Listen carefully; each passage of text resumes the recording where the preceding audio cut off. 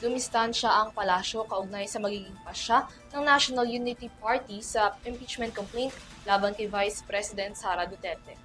Ang NUP raw ay partido ng Duterte, bagay na hindi raw tinitingnan ng Pangulo batay sa bilang ng kanyang mga kaalyado. Ang NUP kasi wala pa raw nakikitang bagong ebidensya para ipagpatuloy ang mga reklamong hinihain laban kay Duterte na siyang nag-endorso sa kanya noong nakaraang eleksyon. Narito ang report ni Criza Lopez. Nasa pagpapasya na umano ng National Unity Party sa Kongreso ang hindi nito pagsuporta sa impeachment complaints laban kay Vice President Sara Duterte, giit ni Palace Press Officer at Undersecretary Attorney Claire Castro. Ayon sa opisyal ng palasyo, kalayaan ng mga kaalyado ng mga Duterte na bumoto sa desisyon sa Kongreso. May kalayaan po sila mag-decide. Hindi naman po sila sinasaklawan ng ating Pangulo at ng administrasyon na ito. Kung ano po yung desisyon nila, malamang yun po yung nakikita nilang magiging magandang aksyon para sa kanilang political party.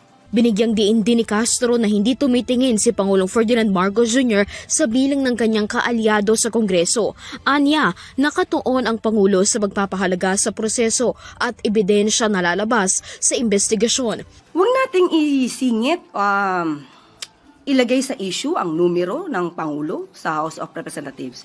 Ang Pangulo po ay bumabase sa proseso at sa ebidensya. Kung ano po yung makikita nilang ebidensya, yun lamang po ang kanilang isulong.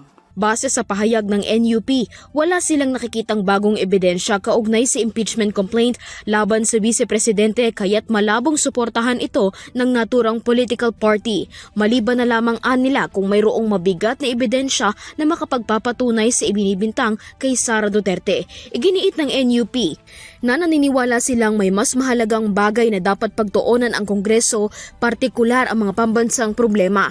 Tiwala naman ng NUP na gagawin ng House Committee on Justice ang mga pagdinig ng naaayon sa konstitusyon. Para sa EuroTV News, Criza Lopez, sumasaludo sa bawat Pilipino.